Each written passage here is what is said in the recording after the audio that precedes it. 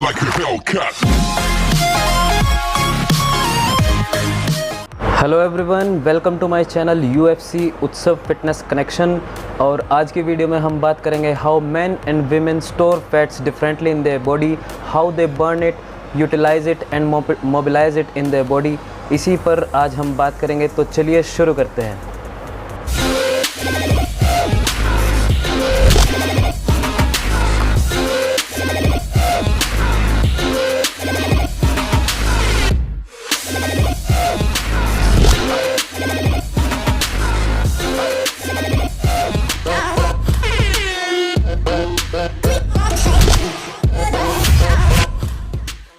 इससे पहले कि हम अपने टॉपिक पर आगे बढ़े, मैं आपको टाइप्स ऑफ फैट बता देता हूँ।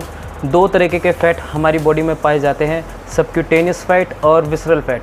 सबक्यूटेनियस फैट वो होता है जो हमारी स्किन के जस्ट नीचे पाया जाता है, फिज़िकली विजिबल होता है। हमारी बॉडी का जितना फ़ैट परसेंटेज है उसका ऑलमोस्ट 90% फ़ैट सबक्यूटेनियस फैट होता है।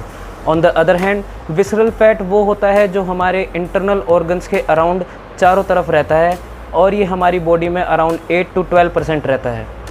However visceral fat percentage subcutaneous fat percentage से बहुत कम है, पर अगर हेल्थ इश्यूज़ को हम देखें तो विसरल फैट की वजह से हेल्थ इश्यूज़ या हेल्थ प्रॉब्लम्स ज़्यादा पाई जाती हैं, जैसे डायबिटीज़ और कार्डियोवैस्कुलर डिसीज़। काफ़ी सारी स्टडीज़ में विसरल फैट इनका मेन रीज़न पाया गया है। वीमेन और मैन दोनों में ही सबक्यूटेनियस फैट और विसरल फैट पाया जाता है, पर वीमेन के अंदर सबक्यूटेनियस फैट ज़्यादा पाया जाता है और मैन के अंदर विसरल फैट ज़्यादा पाया जाता है। इसके पीछे बहुत ही स्ट्रॉन्ग रीज़न है हमारे हार्मोन्स। स्पेशली वीमेन के अंदर एस्ट्रोजन हार्मोन ज़्यादा होने की वजह से वो सबक्यूटेनियस फैट ज़्यादा स्टोर करती है, और ऑन द अदर हैंड जो मैन है वे विसरल फैट ज़्यादा स्टोर करते हैं। और मैन के अंदर विसरल फैट ज़्यादा होने की वजह से वीमेन के कंपैरिजन में कार्डियोवैस्कुलर डिजीज़ और डायबिटीज़ जैसी शिकायत ऑल ओवर द वर्ल्ड ज़्यादा देखने को मिलती है। अब हम बात कर लेते हैं वे प्रॉब्लमेटिक एरिया हमारी बॉडी में जहाँ फैट स्टोर होता है, मैन में किस तरह से अलग होता है और वीमेन में कैसे अलग होता है। अगर हम एरिया की बात करें तो मैन के अंदर जो प्रॉब्लमेटिक एरिया है या जो प्रॉब्लम एरिया है जहाँ पर फैट स्टोर होता है, वो है हमारी पेट के चारों तरफ, जिसे हम एब्डोमिनल एरिया कहते हैं। इस तरह की ओबेसिटी को एप्पल ओबेसिटी, एंड्रॉयड ओबेसिटी या सेंट्रल ओबेसिटी भी कहा जाता है। On the other hand women में जो ओबेसिटी पाई जाती है वे उनके ग्लूटियोफेमोरल रीजन में ज़्यादा देखने को मिलती है, जैसे कि उनके हिप्स, उनकी थाइज़, हैमस्ट्रिंग्स और काव्स का रीजन।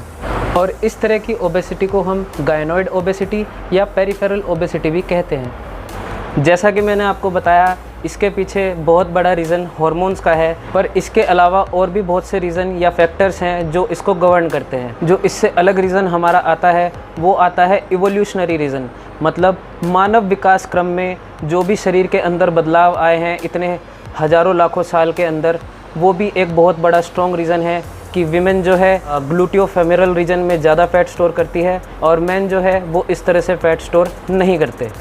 पर इस टॉपिक पर आगे बढ़ने से पहले मैं आपको हेल्दी फ़ैट परसेंटेज या हेल्दी फ़ैट रेंज जो होनी चाहिए ह्यूमन बॉडी में वो बता देता हूँ।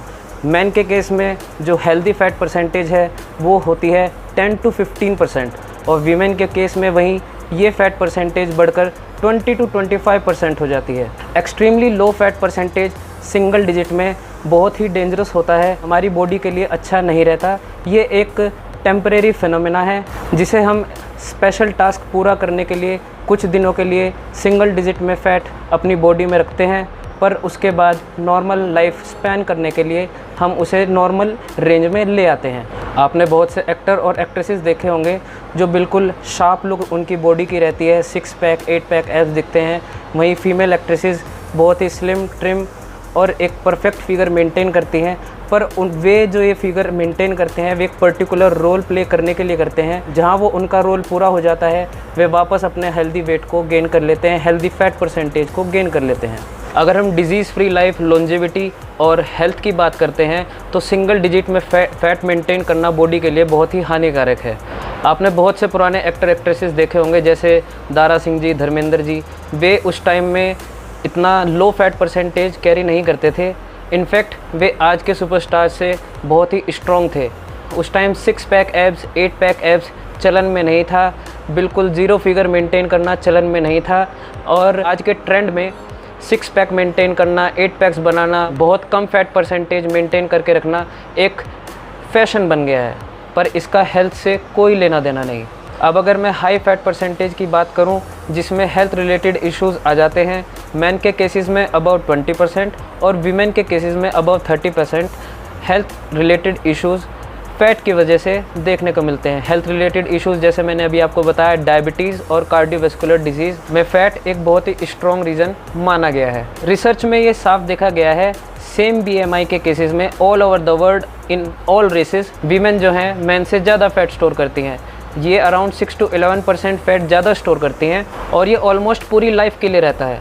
प्यूबर्टी से पहले भी वीमेन के अंदर फैट मैन से ज़्यादा होता है। सेम एज ग्रुप के गर्ल्स और बॉयज़ में जब फैट स्टोर देखा गया तो उसमें subcutaneous fat in girls as compared to boys ज़्यादा पाया गया। तो इससे हमें बिल्कुल क्लियर एविडेंस मिलता है कि हॉर्मोन्स एक सिंगल फैक्टर नहीं है जो फैट स्टोर को विमेन और मैन में गवर्न करता है। इवोल्यूशनरी फैक्टर इसका एक बहुत बड़ा रीज़न है। अब हम बात कर लेते हैं वीमेन मैन से ज़्यादा फैट स्टोर क्यों करती है। ये जो 6 to 11% मोर फैट परसेंटेज है वीमेन में, इसका क्या कारण है। एक तो हॉर्मोन्स एस्ट्रोजन जो वीमेन के अंदर पाया जाता है वो उनकी एनर्जी बर्निंग एबिलिटी को रिड्यूस कर देता है, इसके कारण उनका फैट स्टोर बढ़ता जाता है। इसके अलावा ये भी देखा गया है कि प्यूबर्टी सेट इन होने के बाद वीमेन के अंदर फैट स्टोरेज बढ़ता जाता है, ताकि जब वीमेन प्रेग्नेंट हो तो वो अपने बेबी को या अपने फीटस को इजीली सस्टेन कर सके, डेवलप कर सके और उसे लैक्टेशन में हेल्प कर सके। अगर हम energy balance point of view से देखें तो इस चीज़ का कोई एक्सप्लेनेशन नहीं है कि वीमेन जो है फ़ैट स्टोर ज़्यादा क्यों करती है। हालांकि मैन वीमेन से ज़्यादा कैलोरीज कंज्यूम करते हैं, ज़्यादा खाना खाते हैं, फिर भी वीमेन फ़ैट स्टोर ज़्यादा क्यों कर रही है। ये भी देखा गया है कि एक्सरसाइज के दौरान वीमेन जो है मैन से ज़्यादा फैट बर्न करती हैं, पर अगर हम पूरे दिन की फिगर देखें तो एक्सरसाइज टाइम से अलग वे फैट स्टोर ज़्यादा करती हैं। आइए मैं आपको एवोल्यूशनरी रीज़न का एग्जांपल देते हुए समझाऊंगा कि फ़ीमेल ग्लूटियोफेमोरल रीजन में फ़ैट स्टोर क्यों करती है। देखिए, जब से हम ह्यूमंस एग्जिस्टेंस में आए हैं इस अर्थ पे, या फिर आप किसी और स्पीसीज़ का भी एग्जांपल ले सकते हैं, सबका जो मेन गोल रहा है वो रहा है सर्वाइवल। कुछ भी करके, कैसे भी करके सर्वाइव करना है। और अगर हम ह्यूमन स्पीशीज़ को कंपेयर करें और स्पीशीज़ से, तो ह्यूमन स्पीशीज़ एक बहुत ही वीक स्पीशीज़ है, बट हमारा ब्रेन मैसिवली डेवलप है कि हमें बहुत सारी टेक्निक आती हैं सर्वाइव करने की। इसमें आप करंट एग्जांपल ले सकते हैं, जो करंट वर्ल्ड में पेंडेमिक फैला हुआ है कोरोना का। हम कितने प्रयास कर रहे हैं, कितने तरीके के एक्सपेरिमेंट कर रहे हैं, नई दवाइयाँ खोजने की कोशिश कर रहे हैं कि किसी तरह हम कोरोना से बच सके, इसकी दवाई ईजाद कर सके। आपने कभी ये देखा है कि कोई एनिमल या फिर कोई और स्पीशीज़ है, उसको किसी तरह की कोई बीमारी है और वो उसका क्योर ढूंढ रहा हो या आपस में इलाज कर रहा हो? नहीं देखा ना। क्यों? क्योंकि उनके ब्रेन इतने मैसिवली डेवलप नहीं है। On the other hand, over the time इतने सारे क्लाइमेटिक चेंज, इतने सारे एनवायरमेंटल चेंज के साथ जिन स्पीशीज़ के अंदर अडेप्टेशन आ गई, वे सर्वाइव कर गए, जो आज भी कर रहे हैं। और इसी में उन्होंने बहुत सारे मैकेनिज़्म भी डेवलप किए। हम ह्यूमंस ने भी मैकेनिज़्म बहुत सारे डेवलप किए। स्पेशली फ़ीमेल जब अपने वोम में फीटस कैरी करती थी तो उसको ईज़िली एनर्जी प्रोवाइड कराने के लिए वो अपने फ़ैट को उन्होंने धीरे धीरे अपने ग्लूटियोफेमोरल रीजन में स्टोर करना शुरू कर दिया, ताकि वो ईज़िली एनर्जी को अपने फीटस तक मोबिलाइज़ कर सके।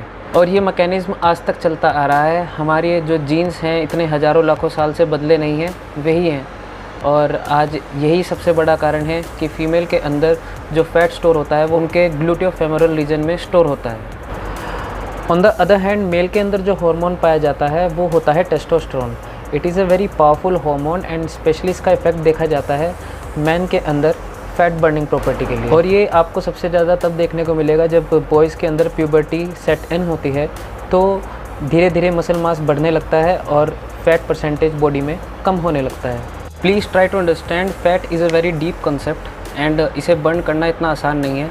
अगर ये बर्न करना इतना आसान होता तो आज सबके सब फिट होते, सबके सब 6 पैक 8 पैक्स कैरी करते हैं। स्पेशली वीमेन 0 फिगर मेंटेन कर रखती, पर ऐसा नहीं है। आप अपनी हेल्थ को लुक से जोड़कर मत देखिए। ये ज़रूरी नहीं है कि अगर कोई 0 फिगर मेंटेन कर रहा है, बहुत ज़्यादा लीन है बहुत ही ज़्यादा मस्कुलर है, फ़ैट कैरी नहीं कर रहा है, तो वो हेल्दी है, ऐसा बिल्कुल भी नहीं है। दोनों कंसेप्ट बहुत ज़्यादा अलग है। इसको समझने के लिए हमें पूरी ओवरऑल पिक्चर को समझना बहुत ज़रूरी है। इंडिविजुअल टू इंडिविजुअल ये फैक्टर्स वेरी करते हैं, जैसे मैंने आपको बताए हार्मोनल फैक्टर्स, इवोल्यूशनरी रीज़न तो कॉमन है, पर वो भी थोड़े बहुत ऊपर नीचे देखने को मिलते हैं फीमेल में, क्योंकि जो मैंने आपको बताया पीयर शेप बॉडी हो जाती है या फिर एप्पल शेप बॉडी हो जाती है, वो 100% सारे मेन और 100% सारी वीमेन में नहीं देखने को मिलती।